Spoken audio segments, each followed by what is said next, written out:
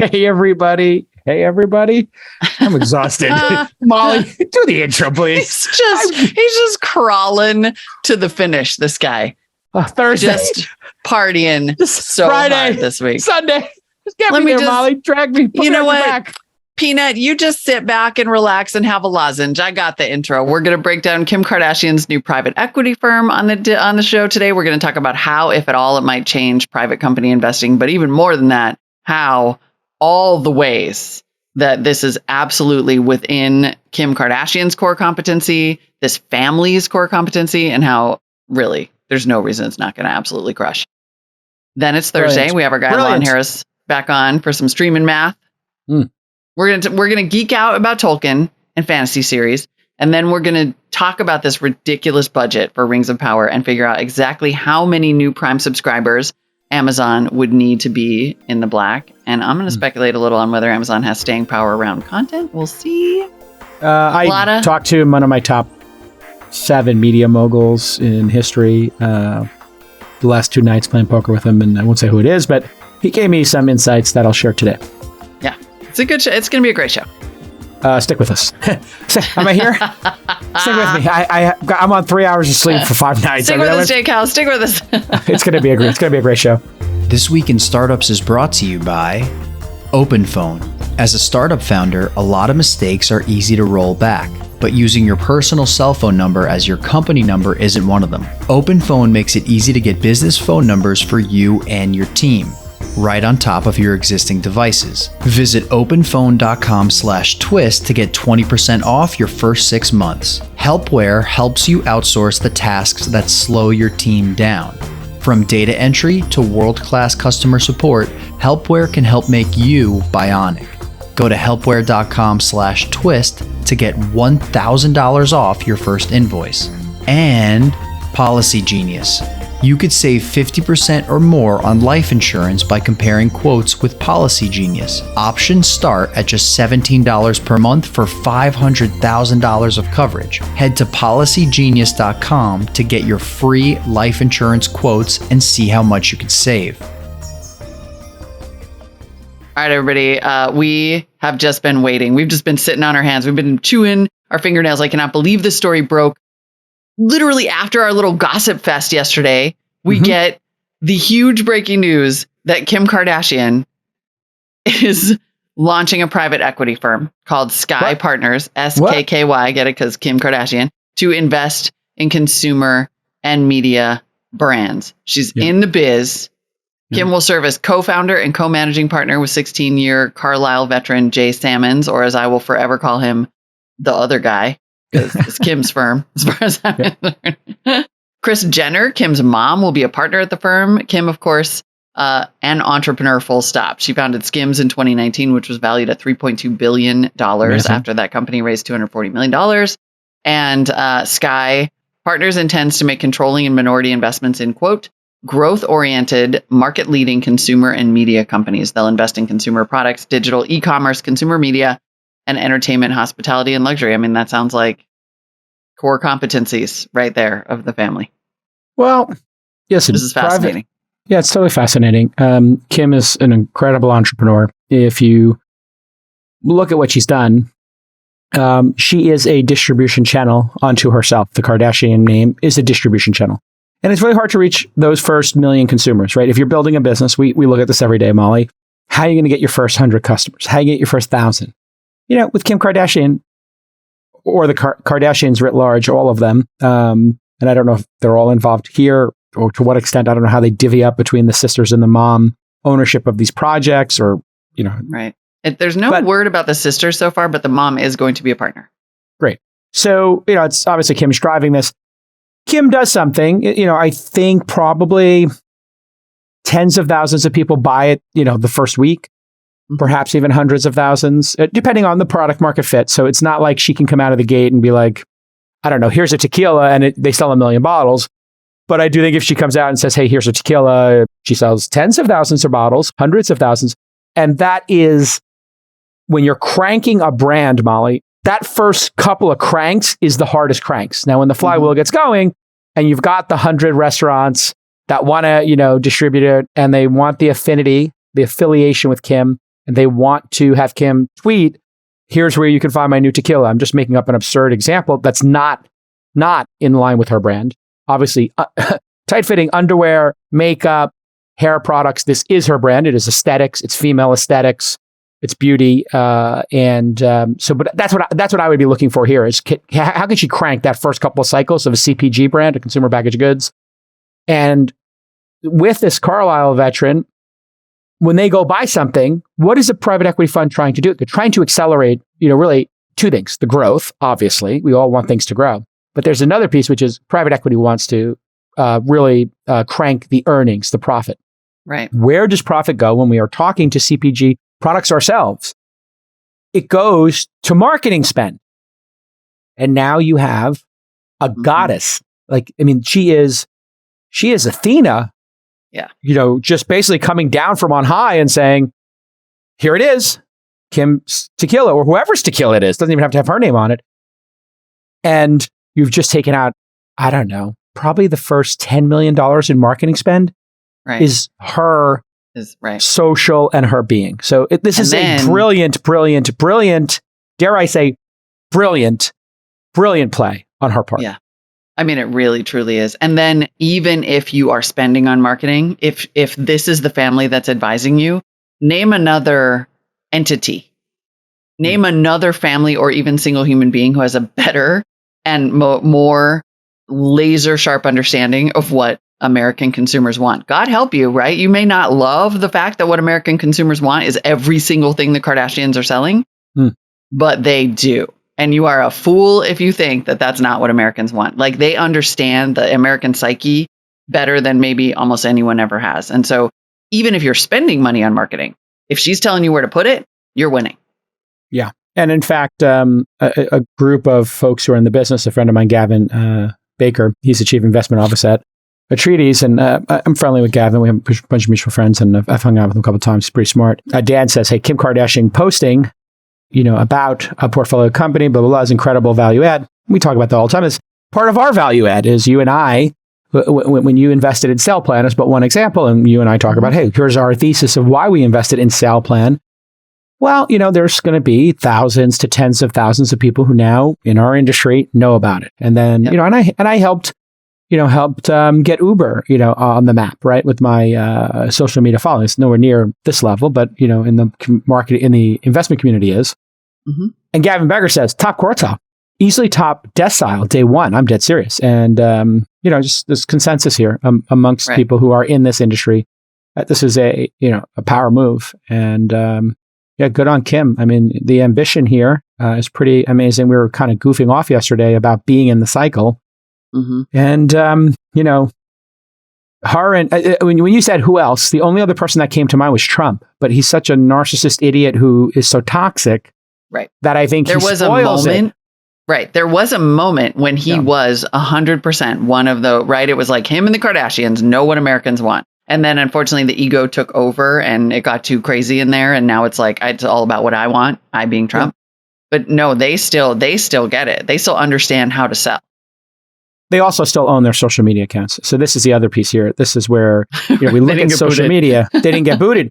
I mean, when I did say this on CNBC, I think I said, when they took away Trump's social media accounts, that was the incineration of $1 billion a year in value. Now, I don't know that he understands as much of a media savant as also Trump is. Mm-hmm. I don't think he understands or has any ability to build an actual really good brand. It's like all his stuff is so schlocky and not thoughtful. But he did build that brand, The Apprentice. He did build the Trump pudding. Because now it's just pudding up here. There's not, right? At some point you got to be honest about what was and what is. Yeah.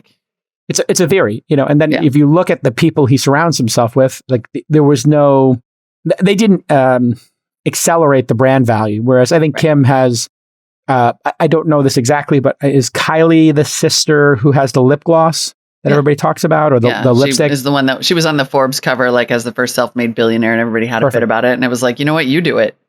Listen, beauty is a real category. They're phenomenal. Yeah. Well, first of all, it's a real category, and F you guys who don't take it seriously. I mean, don't take it seriously at your peril if you're an investor. Exactly, says the guy who's on the board of Lashify, because you're no dummy. Like, these people know how to sell. It's just but it's been really interesting. One, I think, to see that in the ways in which we're kind of like post Kardashian mockery, like there are a lot of serious, money guys out here, like you were just saying with this tweet exchange, who are like, yeah, no, this is going to absolutely destroy. There's also been an interesting thread about what this means for the investing, the capital markets industry. And we should continue, I think, to say that this is private equity that we know of, right? And not VC. But there was an interesting, it's private equity, very different. What happens is private equity and venture capital get put into by LPs. So like if you were talking to the Harvard endowment, you're talking to Yale, this is private company investment. Now, they do it very differently. Private equity looks at very well-established brands and buys a controlling interest typically, and they operate the companies. They roll up their sleeves, they hire operators. So a private equity firm like Kim's new one might have, 40 MBAs sitting over here.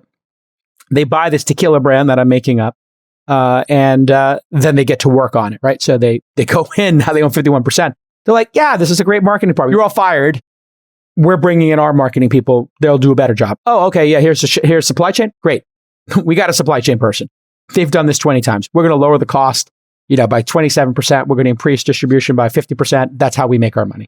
Whereas VCs, we place bets on management.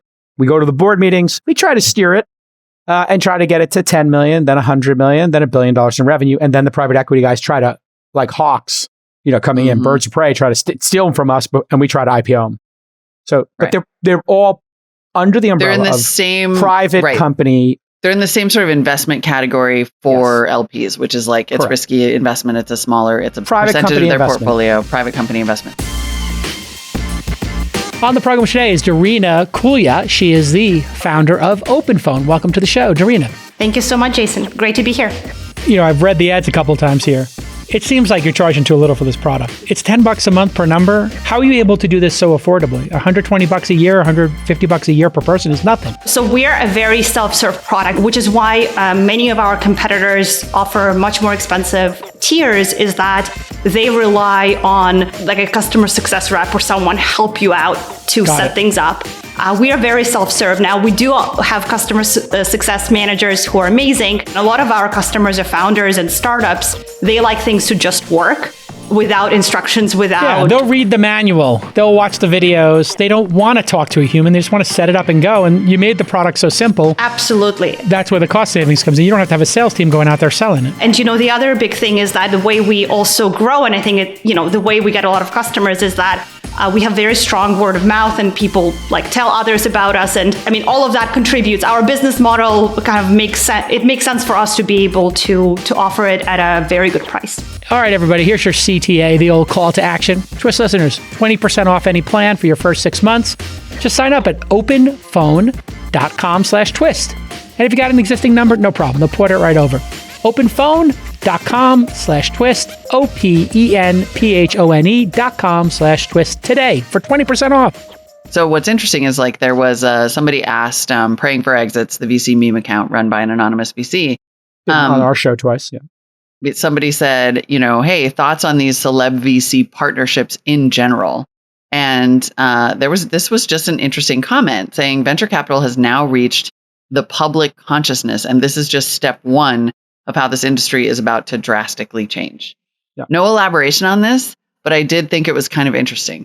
And then I've seen some comments on Twitter today that were like, okay, VC is about to become VC and private equity and private company investing. It's about to become a lot higher profile. People are going to want more transparency than has existed before. You're making a skeptical face. You don't think this is the moment? This is not a sea change. The moment everything changed. The problem is, you really have to double click and look at each individual celebrity. Because I've been down this road for a decade. Yeah. Obviously, I'm high profile and I've tipped over into, more non-tech awareness of me as an investor. So I do get the opportunity to meet celebrities. I do get the opportunity to meet people in sports or whatever. And, I've both in terms of they want to become investors or invest alongside with me, like in a syndicate kind of format, or they're doing a company. And when you start double clicking on it, the majority of the time, over 90%, the celebrity is not enough to move the needle to make it like a thing. Yeah. Yeah. Kim Kardashian is very different. And in fact, Trump is. So when Trump did his SPAC, is it Truth Social is his? Paradoxically, is that his platform? Truth Social is the product. The SPAC has a different name. Okay. So when he which, did by the way, SPAC, is like all falling apart. Of course. But so not enough.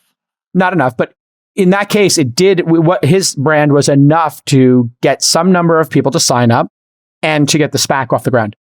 That's our point here, is that the number of celebrities who could even use their celebrity to manifest a raise, 10,000 or 100,000 people using a product, this is rarefied air. Mm-hmm. And the problem is, Molly, people look at the numbers of followers. People look at, what looks like a lot of engagement. And then what you have to do is you have to look at their comments, and you have to look at the clicks, and you have to look at the sales. Mr. Beast, Kim Kardashian, Donald Trump, when they do something, people show up in person. When they, Mr. Beast just did his first Mr. Beast burger, and the first Mr. Beast burger kind of was hit or miss. They were having other restaurants make the burgers. Ghost kitchens, yeah, exactly, or other restaurants. So it was not ghost kitchens as much as like, hey, you got the local diner here in Boise. You could be the Mr. Beast burger, and you'll deliver them.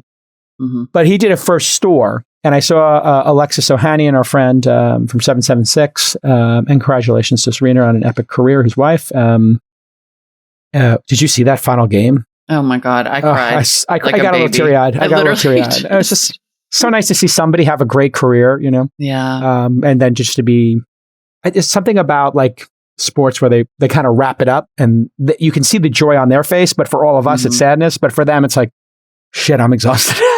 Although I will say, I don't know if you watched her interview right after the match. She's like, you never know. She's like, I don't know, maybe. I mean, you could, probably not. She's probably not going to unretire. But I think a little flame burns. Well, she's a VC now too. So she's a VC now too. And so there's somebody who actually could move the needle, I think. Maybe not to the level Kim or Trump or whoever could. But what I look at is the actual engagement. So when you look at Mr. Beast, I think 10,000 people showed up for this opening. So Mr. Beast is the type who could get 10,000 people to show up somewhere. Trump is the type of person who can get 10,000 people to show up for a rally.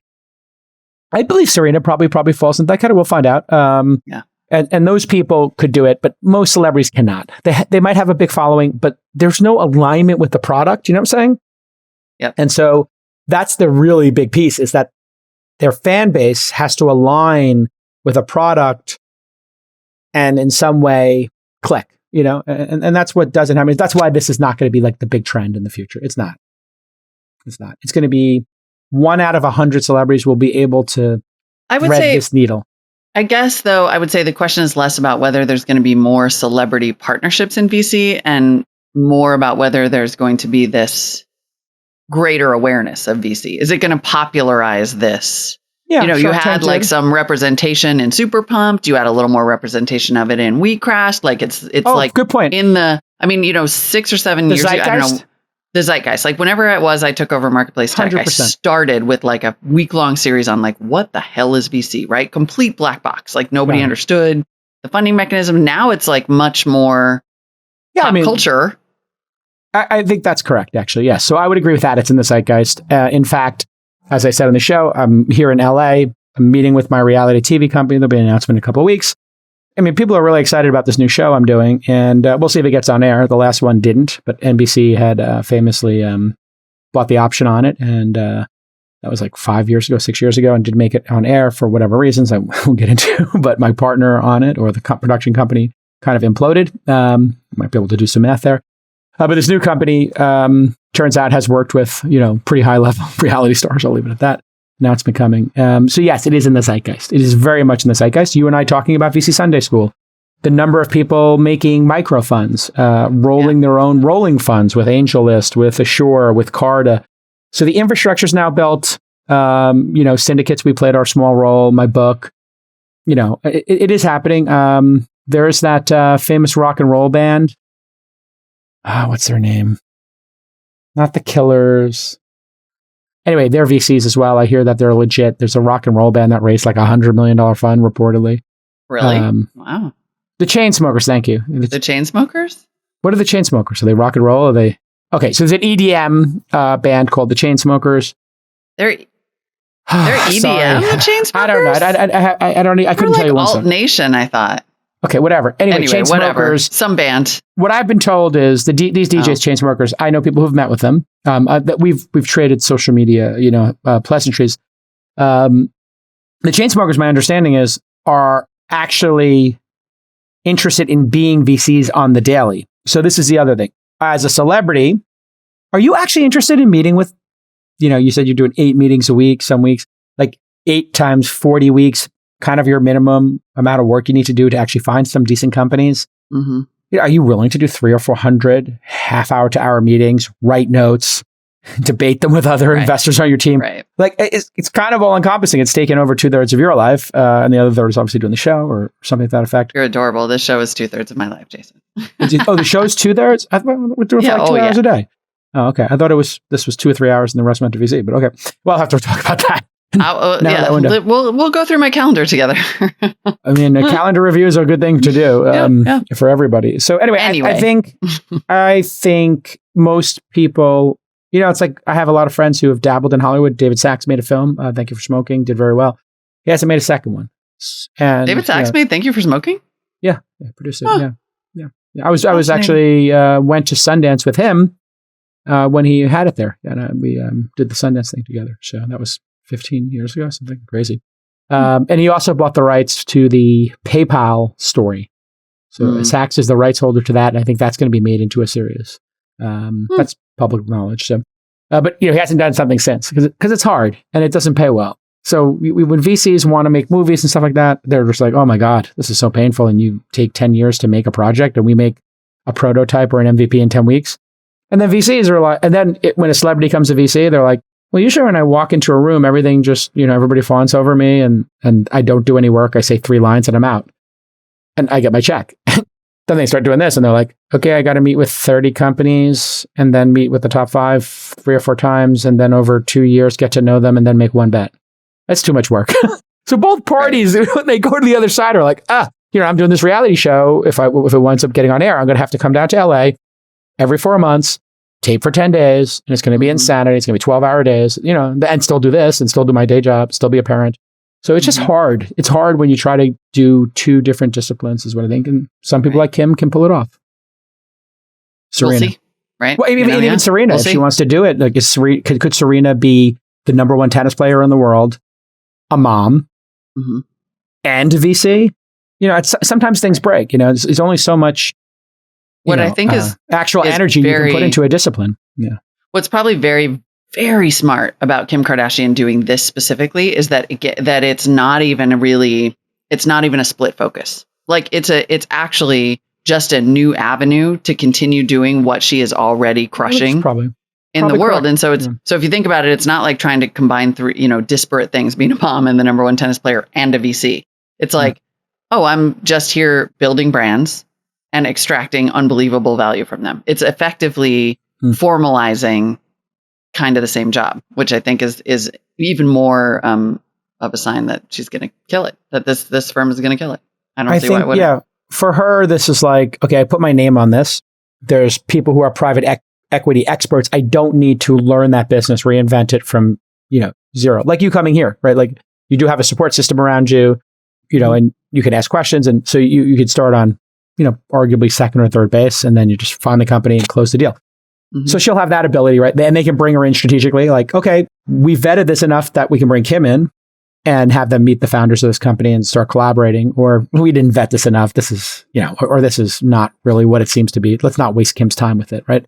So that's good. And so in that way, I think you're exactly right, Molly. This is a new venue for her. It's a new platform. But she doesn't have to create the platform. Whereas everything else she's built in her life, she has to, through sheer force of will and her own personality, manifest keeping up with the Kardashians, Skims. Like she had to manifest those things, build them from zero to 1. Here, it's 1 day 1, and she just gets to leverage it, which is exactly correct. Very, very good point, Molly. We have Lon Harris coming up next on This Week in Streaming, and he is so locked in and stoked on the deep, deep Tolkien knowledge. We're going to talk about House of the Dragon and the Lord of the Rings series and just geek out on TV for a little bit. I'll give my 1-word reviews. I have strong feelings. You hear me say this all the time, but you know it's true. Time is money, and money helps keep your startup alive. So that's why you need to check out Helpware. Helpware calls itself People as a Service.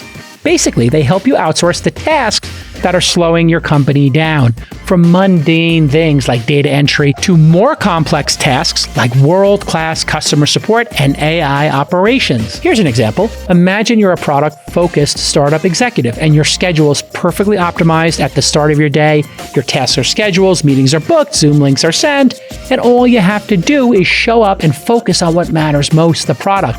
This is possible with a Helpware scheduling assistant. And Helpware is a worldwide operation. They have 13 global locations and cover 26 languages. Bottom line, you're going to save a ton of time and become bionic with Helpware. Go to helpware.com/twist to get $1,000 off your first invoice. What a generous offer. That's right, HELPWARE.com/twist for $1,000 off. All right, everybody. Recovery week continues. I got the afterburners on. Can we get you some Pedialyte over there or something? I think I need an IV. I got back from Burning Man, Lonnie Donnie. It's Thursday. My guy, Lon Harris, is here. Twitter.com/Lons. Follow him. We'll play Stump the Lawn later. I had a big burn and, 2 sunrise burn out of 3 nights. I'm just sleeping 3 hours a night, basically. Came back, had to hop on a flight, had 24 hours at home to host my poker game at the Final Code Conference. I gave a nice toast to my friend Sky Dayton and my friend Brooke Hammerling. Give a nice toast to Kara Swisher, who's retiring from the Code Conference. Oh, the Code Conference may continue. They just need an impresario. Who could it be? Maybe even a duo. Maybe even a duo, Molly. To keep it going. But I don't know. Anyway, the guy Bankoff who bought my last company's running it. No announcements yet. But they're looking for an impresario, I think, because Kara Swisher's moving on to her next adventure. Yeah. Anyway, I just wrote about this morning. Bob Iger spoke there. Bob spoke. That's in today's Inside Streaming. So Bob was here. He said Twitter, that when they looked at buying Twitter, famously, Molly, Disney was going to buy Twitter. Jack was, I think, on the board of Twitter. And then they woke up at one point and realized, oh, I'm sorry, do we want to host the most vitriolic, putrid, absolutely horrific discussions in all the world to create more joy at Disneyland with these wonderful characters and be associated with that? What the fuck are we doing? It's not an obvious synergy right there. Not an obvious brand synergy. I mean, what do they think's going to happen to Daffy Duck on Twitter? He's going to get brigaded. They're Donald. Daffy's Warner Brothers. They're Donald. What do you think's going to happen to Donald Duck? He's going to get brigaded day one. Minnie? Yeah, no, it's... The violence towards Minnie on Twitter would be, unbearable. I mean, we already see it. That's like all of the Twitter arguments that are already happening. She-Hulk twerking set them off for 9 days. I gotta say, I legitimately this morning was thinking about how Twitter is really genuinely a net negative for our society. Like, who have we even become? Because I spent an hour looking at tweets this morning about the Queen and then was like, you know what? People are actually irredeemable. Like humans might be irredeemable, and Twitter is just the vector for it. Like, who are people that it's just like, you know what? I'm going to go on this public forum and just be like, the worst. The worst. I think that's kind of how you win the game. Because I feel like it. And that is how I will win. And I'm just like, we suck. It's weird because it's like there's the troll. There's the people who, I get to be anonymous.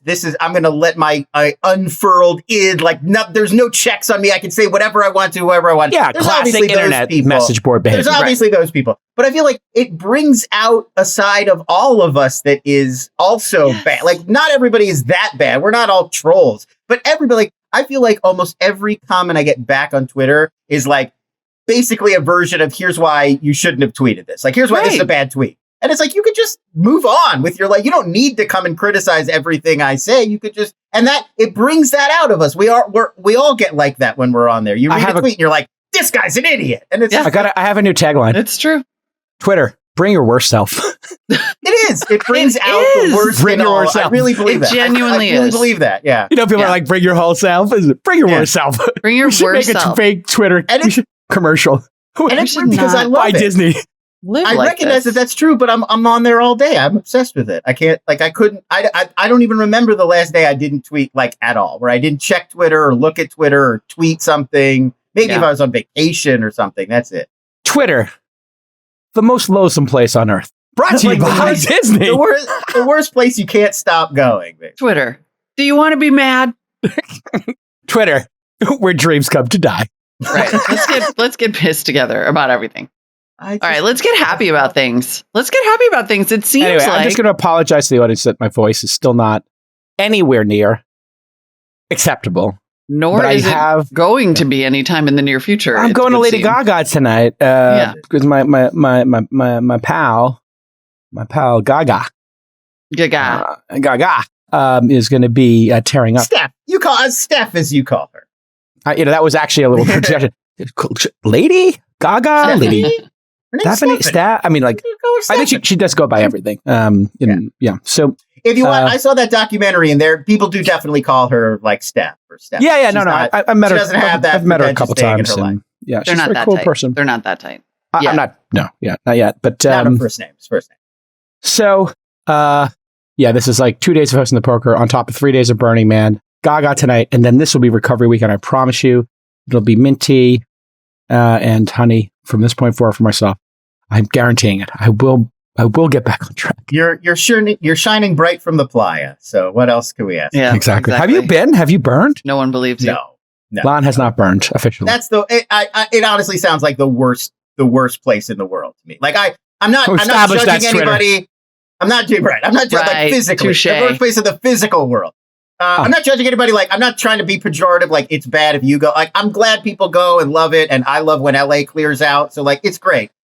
For me personally and what I'm like as a person, it sounds like I would be miserable. I don't think I would like it. You don't like the dust and the cold and the heat? Just standing around in the heat and the dust, and you're outdoors 12, 14 hours a day, and people are just like running around. Like, it's a little chaos. It's a little chaotic. And chaos, and you're getting lost. Pretty beautiful. It's like exhausting, and who's got the water, and I forgot my flashlight. I'm good. I'm fine here in the city. I need to trade my body for some ice. Like, it's just tiring. No.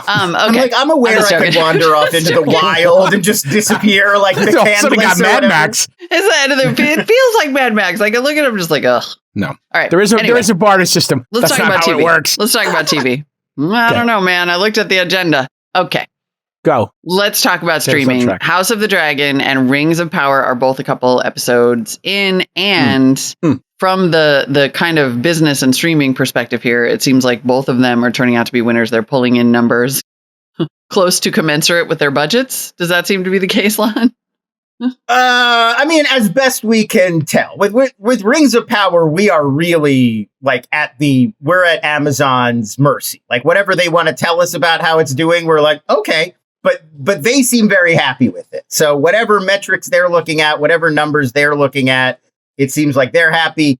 We already know it's coming back for a season 2. And I feel like they're probably primarily looking at engagement, buzz, mentions, conversation. And by those metrics, obviously it's doing great. There's been a ton of discussion, not all of it positive, but it's certainly been driving a lot of engagement and discussion and discourse online, which is drawing all this attention toward Prime Video. So I can't imagine they're upset with how it's been going so far. I think it would have been much more like a Wheel of Time scenario would have been more of a concern, where it kind of came and went, and it doesn't really feel like it made that big of an impact on the culture. And I feel like that would have been more of the concern. And it doesn't look like that's going to happen this time.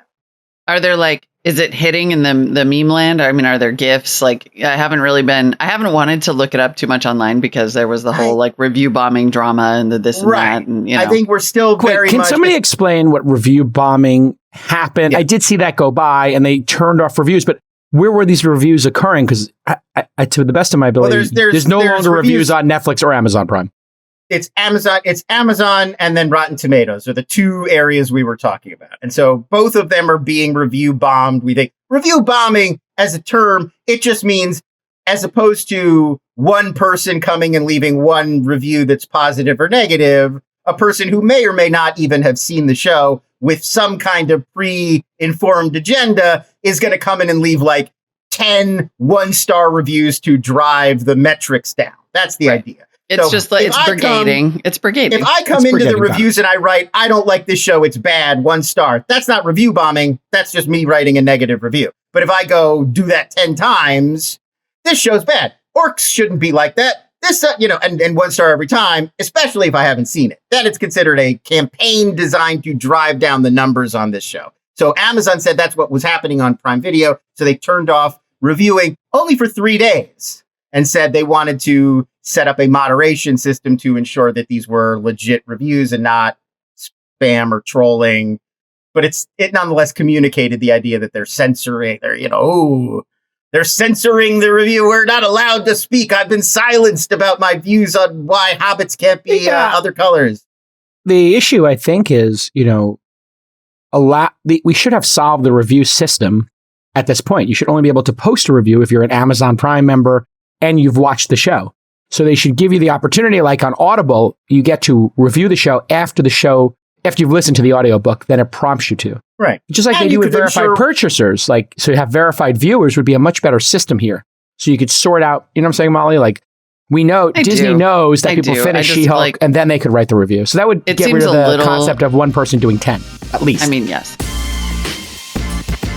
Listen, life insurance is so important, and getting it will give peace of mind to not only you, but your family and your loved ones.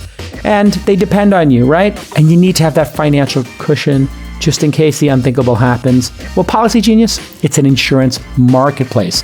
And that means it's easy for you to compare quotes from all the top companies like AIG, Prudential, these famous names.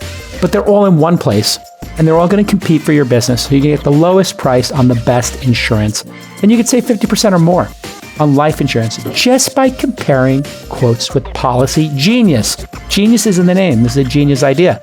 Options start at just $17 a month for $500,000 in coverage. Hey, maybe you want to add a zero to that. Just click the link in the description here in our show notes, or I just want you to head to policygenius.com to get personalized quotes in minutes, and the right policy is there waiting for you and your needs. The licensed agents at Policygenius work for you, not the insurance companies, and that's critically important. They're here to help you through the entire process. They're going to hold your hand, and it doesn't add extra fees. They don't sell your details to third parties, and they've helped.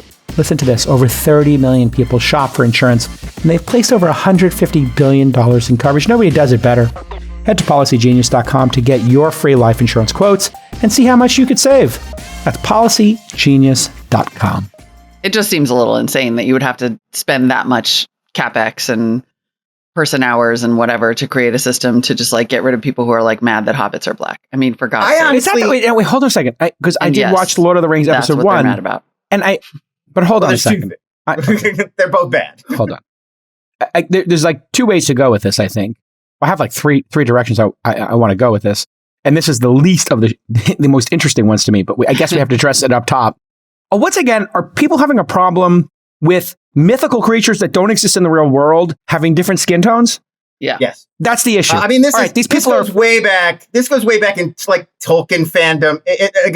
There's always been, and I'm not saying this is true of J.R.R. the man himself, who seemed to have been a pretty wonderful guy, but within his fandom, there's always been a little bit of a white supremacy thread. Like, this is the glorious peak of Western, when Ben Shapiro's like, Western Judeo-Christian, this is that. They had a good run. Yeah. Fantasy, medieval, European. This was the height of whatever. And so a lot of people take that weird racist stuff seriously. And they've decided that a show that's set even in a fanciful, impossible version of medieval Europe should not include people who were not in medieval Europe. But this is stupid for a bunch of reasons. One is there were people of color in medieval Europe. Yeah, was it Africa and Europe kind of? Shakespeare memorably wrote a play about one. You may have recalled it. So that's already, but also Lord of the Rings includes a lot of new words like potatoes, tomatoes, trees, tobacco. Ants. Also, right. But I'm saying those are new world products. So if it's set in medieval Europe before they discovered the new world, they don't have tobacco. The Native Americans gave us that. So we're already including elements that were not already anachronisms, if you will. And also, these are not history books. They are, in fact, sweeping fantasy. Borrowed heavily from somebody else's sweeping fantasy. Like, everybody loves that shot of Denethor in Return of the King eating those tomatoes. He's like really grossly popping those cherry tomatoes in his mouth and the goo going everywhere. And you cut between that and the battle. There were no tomatoes in medieval Europe. Those are from the New World. Yeah, I'm going to go ahead. Black hobbits are okay. This is the problem. I mean, it circles back to our little banter about Twitter. where everybody brings their worst self. It's like, what's the worst thing I can think right now and express? And, half of it's trolling and half of it's racism. Anyway, all of it's boring. Well, there's also misogyny. Sorry, I cursed again. Oh, yeah. Don't forget the misogyny. The lead character is Galadriel, who Tolkien himself describes as basically a god elf. She's the most powerful, greatest elf. In fact, in Lord of the Rings, and this is in the movie, you got no excuse, folks. In the movie Lord of the Rings, they're like, would you like the One Ring? And she goes, I can't take it. I would be even more powerful than Sauron if I had that ring. Yeah, she trumps everybody. She's the most powerful But they still don't want her to be the main character. I mean, I'm sorry. Like, it is literally not credible to me at this point that people are out here like, there's not racism and sexism in our society when they're literally like, they're taking the time to review bomb. She'd be it's the same 1%. It's the same 1% of idiots. And they're doing this for attention. And we shouldn't give it to them. Let's just get to, is it a good show or not? I have watched let's do that. The first episode of Lord of the Rings, Rings of Power. I have watched the first 3 episodes of House of Dragon or House of Dragons? House of the Dragon. House of the Dragon. Because they're the Targaryens, their sigil is a dragon. So they're the House of the Dragon. I have not watched the second episode of The Rings of Power. But I am ready to give my one-word reviews. House of the Dragon is, my one-word review is exceptional. It's exceptional. The show is thrilling. The storytelling is fantastic. Episode 3 crushed it. They advanced the storyline by a couple of years. The action is extraordinary. It is Class A entertainment. It's on par with Game of Thrones, the original series. It will stand right next to it. I believe if it keeps up at this pace, and I think it's only increasing, it is a unbelievably worthy second effort. And it establishes that this is the new Star Wars or Marvel. They can do 20 shows of this. It's not going to get old for people, is my prediction. There is so much story to be told. That is my one word. It's exceptional. Word. Anybody else have feelings on the House of the Dragon? I'm curious. Then we'll go to. I'm with you. I really enjoyed it. At first I was worried about these. It's a lot smaller scale. Game of Thrones is like this family's over here, and this family's over here, and this family's here. And here's all the politics and all the stuff that this is going on the other continent. Like right away, episode 1, you're thrown in the deep end. And this one is much more like this one kind of situation that keeps spiraling more out of control. But I really feel like they've already managed to kind of suck me in. I like that we get to spend more time with each of our characters here because there's just fewer of them. And I agree that Sapochnik really killed that episode 3 battle sequence with the pirates on the beach. Amazing. With the episode 2, this is Molly, I think, when I look at a series, what the burn is what I look at. Episode 1, they established this interesting group of people. It's like a 7.5 out of 10. Episode 2, we really started to understand these people, and we get to like an 8.5, 9. And then episode 3 comes, and it's just straight out 10. Episode 3 is a 10 of 10. There's no... Really? It's like, smash it. Like, this is incredible. It's one of those where... I watched it twice, if I'm being honest. It hits the exact Game of Thrones formula that works. It's like a little bit of the politicking, a little bit of the mystery, what's to come, laying the groundwork, and then a huge epic battle, 20-minute dragon battle sequence to wrap it all up. So, did you get to catch it yet, Molly, or no? Oh, you watched the first one. Yeah, I'm a hard no thank you on that show. Yeah, Molly is going to set I'm like aside. an emotional chicken. Like, I don't want to see the slaughter and the child brides and the this and I don't know. Like those shows. Like I said, I went over this last time. I was like, it's too much for me. Got it. Okay. I have low emotional bandwidth for that series in particular. I mean, I read the books. Like, I loved him. Whatever. that one I don't know if I can do. The next 2 episodes have no crazy misogyny, but. Don't they have a child? Isn't there a full-on child bride? Oh yeah. No. It is about like, sire, you can't marry her. She's but 12, and he's like, I'll wait to have sex with her until she's 14. I was going to say that. That's and she's like, don't worry. She's like, don't worry, you won't have to bed me until I'm 14 or whatever. 14. Yeah, that's there. Okay. Yeah. I mean, it was a different era. It's not even. That's not even why. Like, they're just. I'll tell you what. It was the violence you objected to. Yeah. For the purposes of this series, or this week in streaming episodes, I will do what I did with Game of Thrones, and I'll read the recap so that I'm up on it, because I sort of like to read the recaps and know what's happening. I would tell you if I thought it was like over the top But yeah, anyway, read the recap and then you make your own decision. I mean, I watch a lot of like really violent action movies. Like I don't. Yeah. It's, Okay, there's so just it's not the something. I violence. don't know. There's something. It's just a little. Those. I don't know. Listen, I don't want to have to give you It's hazard pay. brutal. We'll see. It's brutal. interesting we have both of these shows on at the same time because Martin kind of intended his world as like the anti, everything in Tolkien is kind of whimsical and fanciful. They're like classic adventure stories. And he was like, what if you had like a fantasy world, but in like our horrible world where everything is random and cruel and brutal and nothing, like prophecies don't necessarily come true. And sometimes everybody just gets killed for no reason. And like, so yeah, like Game of Thrones is like, it's this purposefully really like harsh, brutal, merciless kind of world. And that's not for everybody. I get it. But I will read the recaps because I do actually like to do that, so I know what's happening. And then in terms of Lord of the Rings, I watched the first episode, and started the second episode, and then my like Wi-Fi, one-word hotel review is Wi-Fi. Lovely. Okay, episode 1, lovely. I think it's lovely. I'm into it. Unpack, please. Unpack. What did you like about it? I think like you can see the money in the production value. I thought that 100%. Galadriel like slaying that big monster was just like such a sick fight scene. Yeah. Awesome. Despite everything else I just said, I was like, that was awesome. Yeah. I think all the characters at this point feel a little thin because they're brand new and it's the first episode, and I'm fine with that.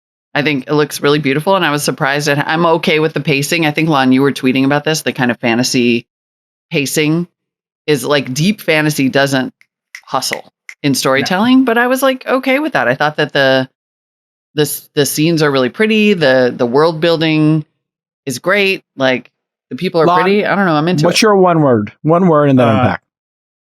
I mean, yeah, fantastic would be my one word. Wow. Very good. I'm a big fan. I mean, look, as I was saying to Molly before we started, like I even like those Hobbit movies. Like I'm a sucker for Tolkien. I read Lord of the Rings and Hobbit at a very pivotal age. I was like 14 or something, and I loved them. And I love those Peter Jackson movies. I've always been into this world. So I get that I'm an easy sell. But yeah, I thought it was amazing. And yeah, I mean, sort of to what Molly was saying too, so many of these streaming shows, they're big budget, they look good, but they still have that look. And I really like Netflix's Sandman, but it had this where it's 3 or 4 characters in the foreground, and then there's like a big, beautiful animated vista behind them. The Marvel movie, like Thor: Love and Thunder, which is on Disney Plus today, is also like this. Like Natalie Portman and Chris Hemsworth are there in the foreground with their weapons, and then everything is sort of God City is dropped in behind them. Yeah. And I don't even think like Russell Crowe is not there on the same day as Chris Hemsworth. And this doesn't feel like that at all. They built sets and they put these guys in the forest and they're like, run up that mountain, and it feels tactile and physical and real in a way that the other shows just don't. Your eye isn't really fooled. We can tell when you're in a Burbank warehouse. The Mandalorian problem. The Book of Boba Fett problem. Yeah. That's such a great observation too. And you've made it before, but I don't think that it was as clear to me until I watched this Lord of the Rings series. That sense of, because it's true. It's like when the background gives you uncanny valley, I haven't been able to articulate it as well as you just did, but that's exactly it. And this everything just feels really solid and true. Those actors were all in a cave. They were in a cave. There wasn't a troll there, but they were all in a cave and they were running around, and like that's a real set. Yeah. And your eye can tell. Our brains are so good. Our eyes are so well trained. We could spot it immediately, even with all the special effects they're throwing at it. Yeah. And look, I'm not saying those other shows, like I like Marvel movies. I liked Sandman a lot. It's good. And we praised Kenobi, and they were inside the magic box. It can be very good. But how much better? But you could can tell the difference. Nothing matches people walking on a real mountain. Nothing matches it. I think this is where I think these big streamers are going to have to really have a sit. They're going to have a sit and say, do we want to churn this stuff out and get you your Obi-Wan fast? Do you want it fast or do you want it good?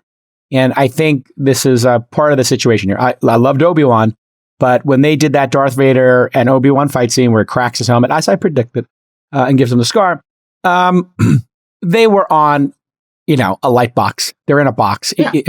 None of us can talk about that set of like stalactites and, they're throwing some rocks and be like, oh yeah, they built that set. Like, no, that is not the desert. They did not go out to some desert. Right up the street from me. They were in Glendale. And it's hard to have like an emotional connect because if you grew up reading, I mean, I also grew up reading Tolkien and reading fantasy, and just like there's some kind of depth of feeling that you get. It's almost like yearning. Like fantasy makes you hungry, like emotionally hungry to be part of that world and have magic, and it's like this like deep, intense feeling. And you could actually imagine having that feeling about this show. Whereas for as much as I enjoyed Kenobi, like I really did Obi-Wan, loved it. I never felt 100. I'm not thinking about it later. No, it didn't pull you in feel that deeply, same sense of like immersion and kind of like long, like I want to be an elf on the Ven or whatever. Well, I mean, if you look at like whatever your greatest films are, their ability to take you to that place, like I think about Blade Runner and the practical effects there. I actually, like in my crazy Blade Runner fandom, like tried to find a spinner car, tried to find, like I was going to buy one, and it was like there were like 2 left and they had destroyed them all and they were kind of in hiding. Like, but the practical effects of the spinners was they literally had some people in LA who spent a year or 2 building just the cars of Blade Runner, which really do set. And they did those down in downtown LA and some other locations. And you really do get a sense of place. And I did get that for the Rings of Power. Good. But I'm trying to figure out where the story is going. Is this about Sauron? And it just, if I am a little disoriented, if I'm being honest, after one episode. It's yeah, and I would say disoriented a bit. Like, who are these characters? What is their motivation? There's too many characters in the first episode for me to like understand what's going on, which I guess is how some people felt during Lord of the Rings who didn't read the book. Right. But I have no navigation here for this story. It's very like Tom Clancy. Like you read the first chapter and you're just like, I just ingested 150 names and I don't know what it's about. But by the end, you have whittled it down. But I'm going to give it a chance. Yeah. I'm very curious as to what kind of timeline they're planning on, because they are moving very gradually. But I think the threads are already there that if you know Tolkien well enough, you could be like, I get what we are. It's basically doing what Lord of the Rings did, the previous version. A lot of people very confident evil is gone. We defeated Sauron or Morgoth in the last age, and now Middle-earth is free of this dark evil. But there are those individuals spread around Middle-earth who have some other insight and think that perhaps the Dark One is just in hiding, regaining his strength, and is going to return. So we're going to follow all of those people as they eventually come together and become the force that's going to drive Sauron back, at least till the Third Age, when the events of Lord of the Rings happen. And there was that. Did you guys have you watched long enough for the meteor to shoot across the sky? Did you? I have not seen episode 2. I have not seen episode 2. So, but a being arrives from the sky and lands in a town outside where some of those they're Harfoots, they're called. They're the predecessors to hobbits. That's probably going to be a centrally important figure who's going to be an important figure in rounding up a lot of these disparate elements from around Middle-earth. Now, we do know from Tolkien, this is not a spoiler.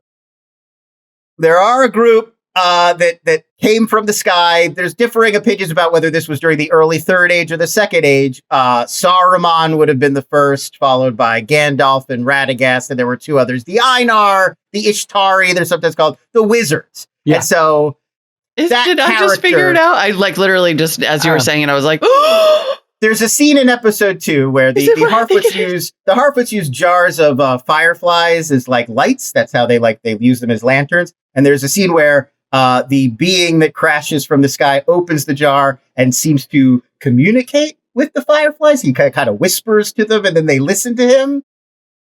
Which is, if you watch your Lord of the Rings, there's another character that has the ability to talk to animals and give them little messages. Right now. I might cry. I'm so... Well, there are 5. I don't know. I can't believe I was such a slow burn on that. We don't know which of the 5. Whatever. Saruman traditionally is thought to be the first to arrive, but it doesn't feel like a Saruman character to me. Well, yeah, things could be happening at different... this is going to be really annoying for you, Jason. This is going to turn the tables on all those episodes where you got super deep into Star Wars lore, because me and Lon are going to be like, oh my God, dude. I'm here for it. I'm here for it. I can dig it. I'm totally here for it. I think, I was talking... So we're following Elrond and Galadriel and the High Elves and their sort of take. We're going to follow the Stranger, as they're calling him, and the Hobbits and what they're up to. And it would also make sense. That character has a lot of affection for hobbits. It would make sense if they first arrived and got to know the Harfoots first. I play poker with an iconic media mogul. Say top 5 to 7 in the history of media. And I played poker with him the last 2 nights and hung out. And we sit next to each other at poker tables. We like to chat.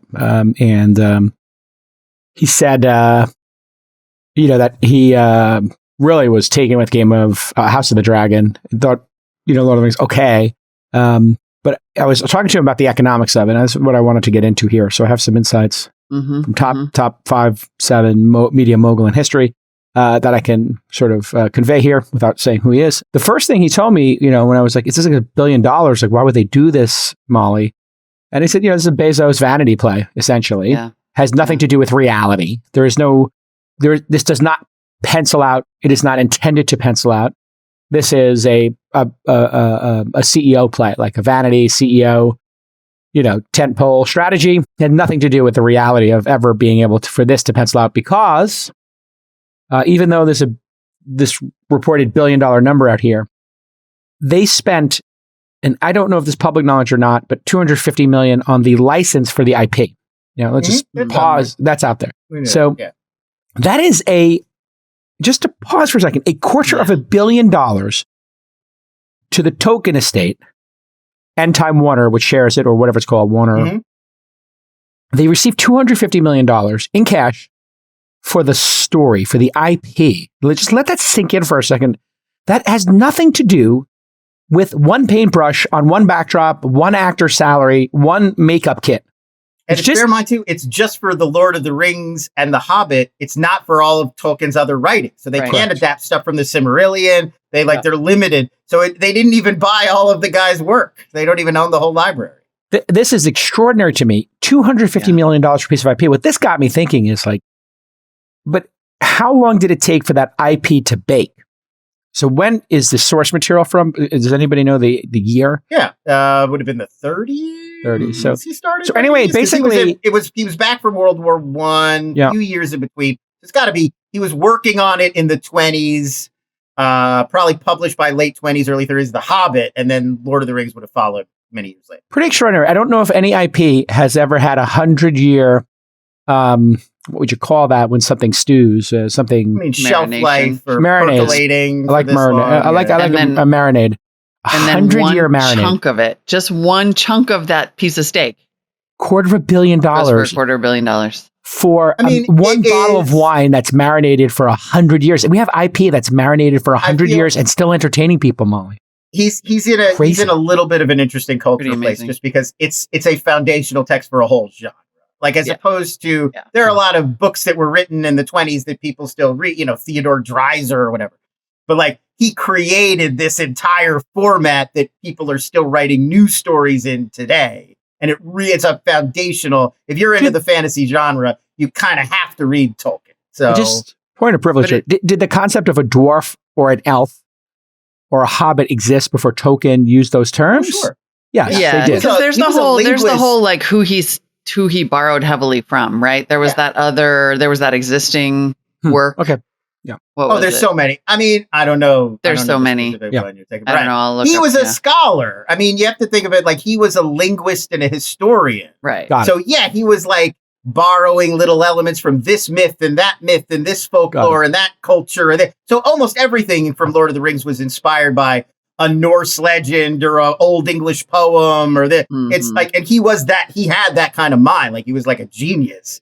And so, and in fact, in Marvel, folders full of all of this stuff that it's all baked into this one world. And in fact, in Marvel, Thor as a character exists as a god.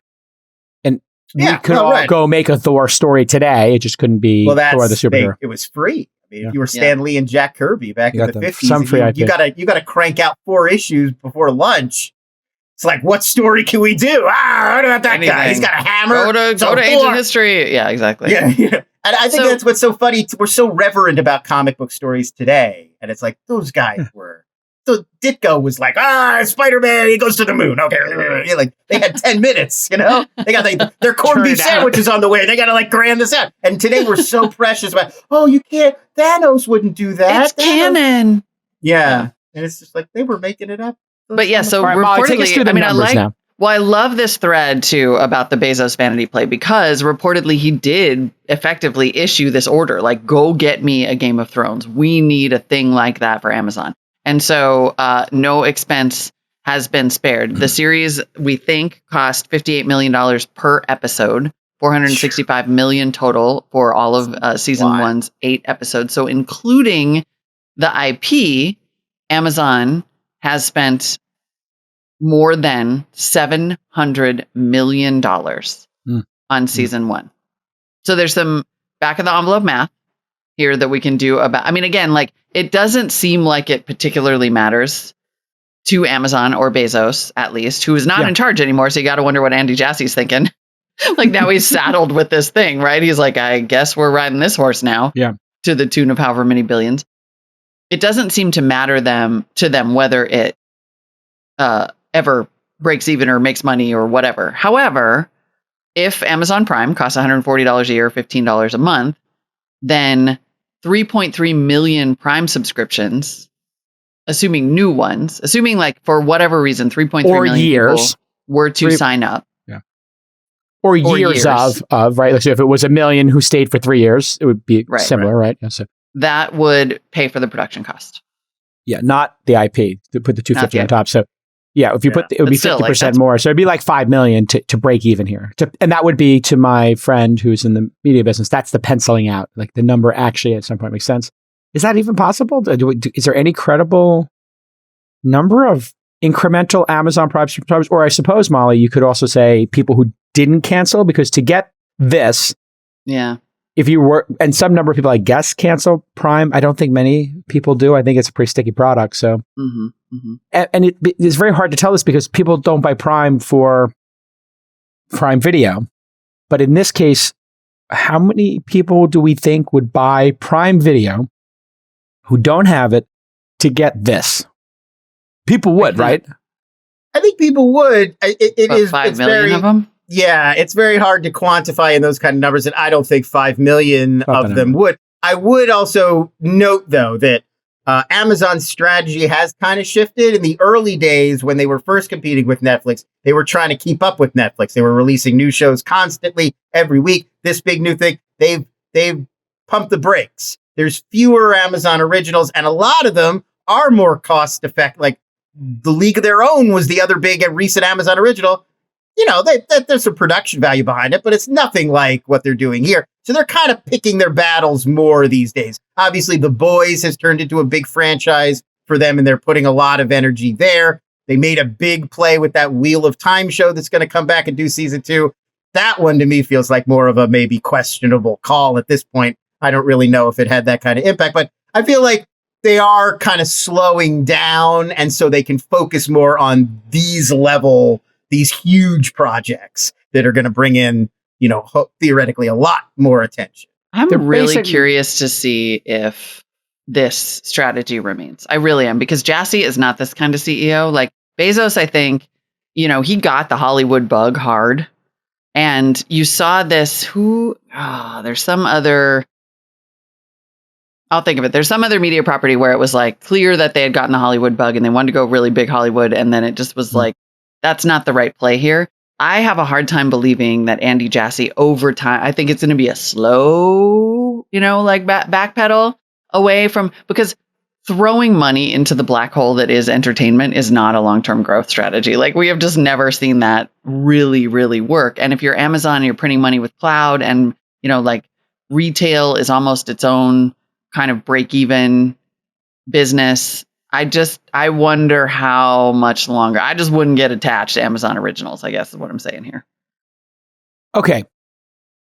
I guess what we have to look at here is, we can look at the profitability of Amazon as a corporation, all legs of the stools, 3, 4 legs, whatever it is.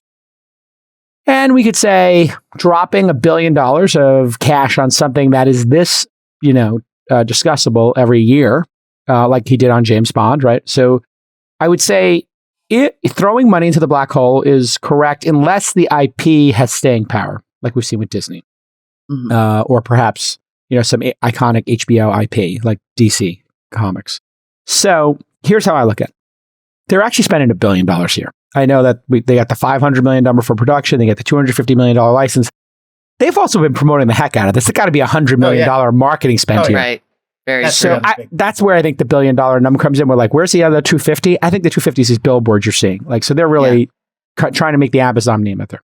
So if you want to be loved by a large number of people for delighting them with IP that just, is not, makes no logical sense. And they're spending here, if it is $1 billion number, $2 million per minute, $120 million per episode, not just, 50, 60 million, because it's 8 episodes into $1 billion is probably the number here, right? So we're over 100 million per episode, 125 million, in fact, which for 60 minutes is $2 million a minute. A minute. God, now I'm going to pause every single minute and look for the $2 million in every scene. I think it's, well, you can see it. And remember, half of it's not there because it's for marketing and IP rights. But anyway, the other amazing thing here is no marquee stars. Usually when you think of your spending is that crazy, no Robert Downey Jr. Half of it's just Brad Pitt's quote, no George Clooney here. They're No doing Angelina. this like nobody from this show is, recognized. Like they're as character actors and stuff, but they didn't get Ian McKellen to come back. I believe this is an incremental 1 million subscribers. I do believe there are 1 million fans of Tolkien here in the United States. I can't even venture to what's happening outside of the US, and I don't know exactly which markets Amazon Prime exists in outside the US because it's not every country. Amazon's a lot, though. I mean, they're around most of the world at this point. But the Amazon Prime for delivery, Amazon doesn't operate in every country because there's Walmarts and Targets. Right. I just mean, but Prime Video actually at this point, there are some countries that don't have the Prime Video delivery, but they carry the Amazon programming on another service. So I'm going to go with the number 1 million. If I go with the number 1 million, and I think half of them stick around for good, which is, they stick around for 5-10 years. That means cumulatively, I think there's maybe 3 million years of Prime. 3 million years of Prime, $150 total per year, $100 per year, maybe some outside the United States. I think there's $300 or $400 million in incremental revenue here. I think there's a third of this gets paid off, and the other half or to 2/3 is a wash. But does that happen every season? Like if you do season 2? Yes, I do think it does. Bringing in every year? No, I think it could. I think if it builds, it could. And that's, I think, what there is also... How many seasons should there be here? Is this a 5-season type thing or a 3-season type thing? Do we have any indication? I don't really have a sense at this point of how big a story they're telling. Anyway, I don't know if they even know at this point. We're definitely getting at least one more season. This is 5% of the income of, say, AWS, the profits. And maybe it's, if the loss is 7%, is 70% of 3%. So to make everybody in the company feel great, to make the world love you, to take a swing at the bat, I kind of like it. I like it. I think it's a fine, Hail Mary. We're looking purely at this as a Prime Video sign-up play, but they are also reviving interest in this valuable IP that they will own for moving forward. So the idea that if you get a bunch of people into Lord of the Rings again, you could sell books or merch or experiences or video games or... But did they own the Fellowship of the Ring and the Two Towers as part of this? Did they... I think they own the Lord of the Rings books. So I think they could do stuff with other stuff that's in those books. They don't own the extended universe stuff. But if they wanted to down the road remake the Lord of the Rings as a movie or something, or a TV series, I believe that they could. I think that's part of it. Fantastic. So, all right. There it is. I like like a tie-in game or a ride or a show or this like that. Like that's definitely something that Amazon Disney is coming soon. Yeah, like Disney's already mastered this, and they're thinking of it on a much bigger level. I'm time stamping this right now. No way. We're gonna get 2 seasons of this show, and then then Jassy is gonna be all cloud all the time. He is a server guy. This is gonna be a distraction. What would happen at Amazon Prime Land? Like you'd pack boxes. Like you go in, you put your Amazon outfit on, you pack boxes, you tape them, and All right, we got to get Jason. We got to get Jason to a flight, but I will be caught up on what's happening in House of the Dragon by next week. We'll be caught up on tomorrow, Lord of the Rings, and we'll see you tomorrow, everybody. Thanks, Lon.